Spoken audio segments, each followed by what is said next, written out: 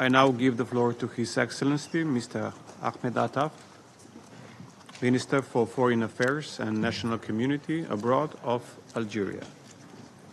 أشكركم السيد الرئيس. I thank you, Mr. President. I congratulate you for having chosen such an appropriate theme for this meeting, which sheds a light on the acute crisis besetting action in the multilateral international sphere.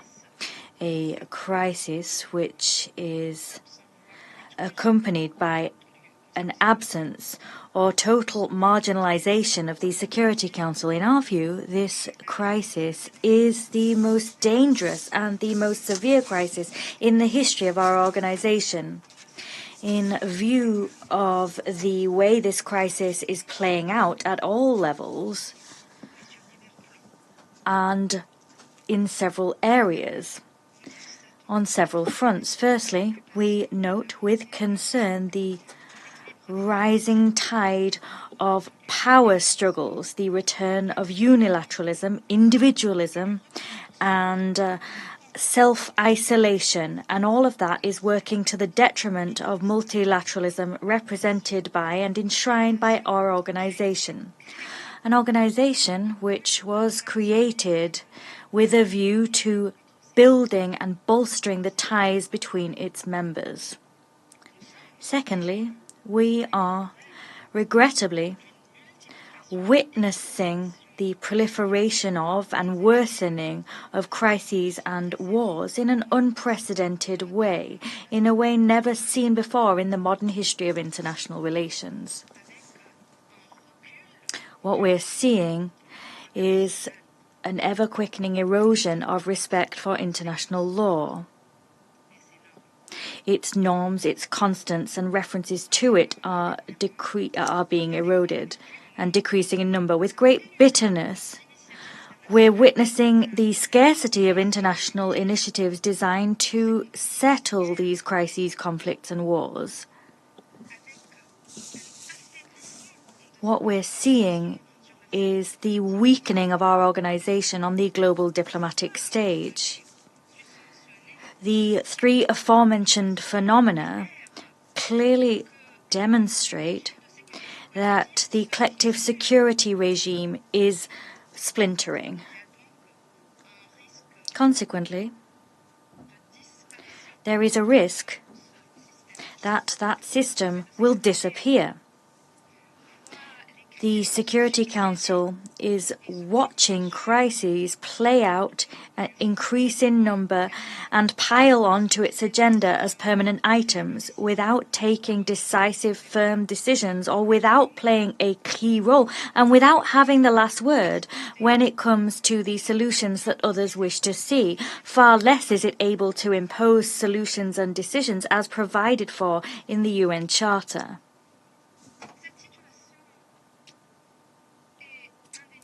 This situation is a green light for spoilers and those that wish to sow trouble. About that, there can be no doubt. They're trying to fuel these crises and ensure that they're dragged out.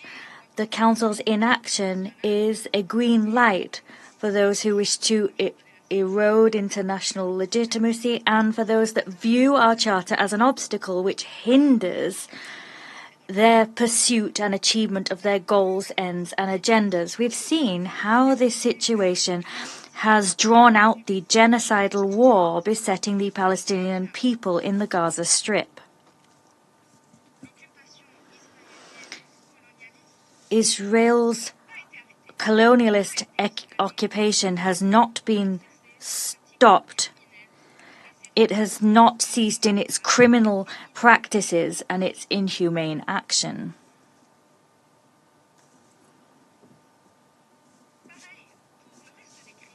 The same thing goes for all of the other crises and conflicts which are weighing down our council's agenda and burdening the international community.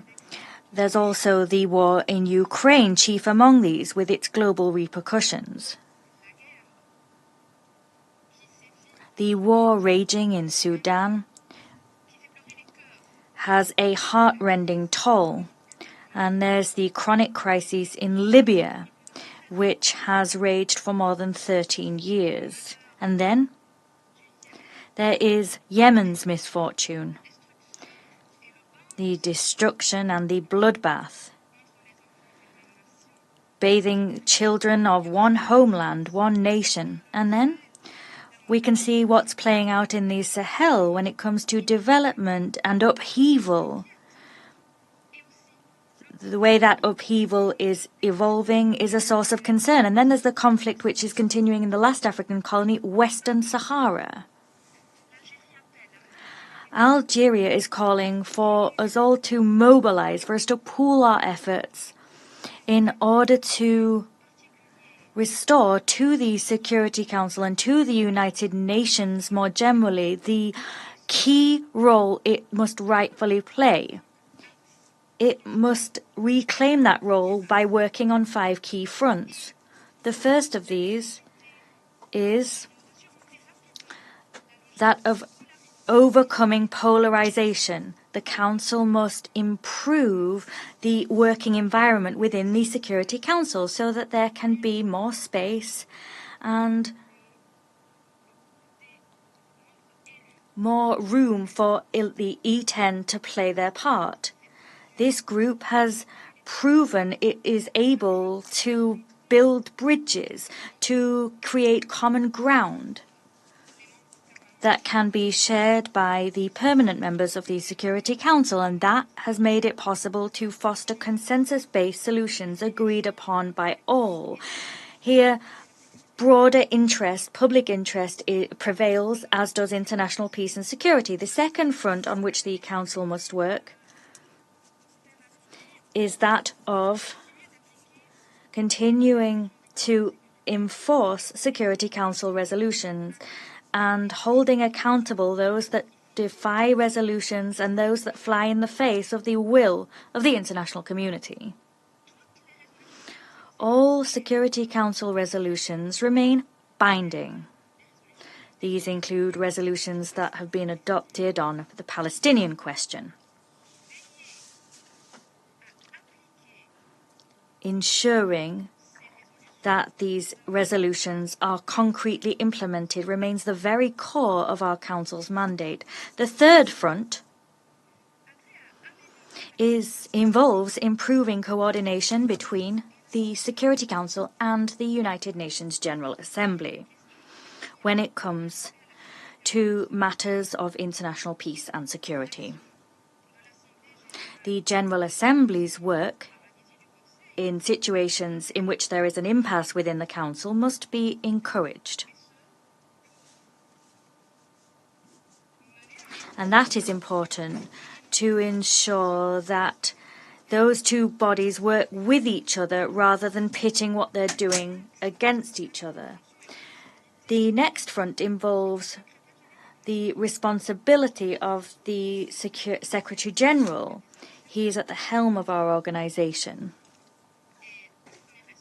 and he is primarily responsible for the organization's performance. The Secretary General should enjoy full and absolute freedom when it comes to any diplomatic initiatives which would further the cause of international peace and security.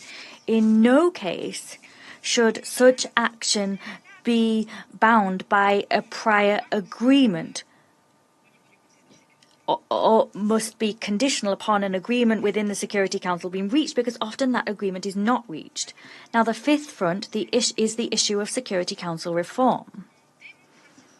By democratizing its working methods and by increasing the number of members on the Council with a broader, broader structure which better represents the international community in its current form. It is a matter of priority, as far as we're concerned, to ensure that when we reform the Security Council, we remedy the historic injustice done to our continent, Africa. They continue to be the only continent absent from the permanent members of the Council and the continent least represented among the elected members. I thank you, Mr. President. I thank His Excellency, Mr. Attaf, for his statement.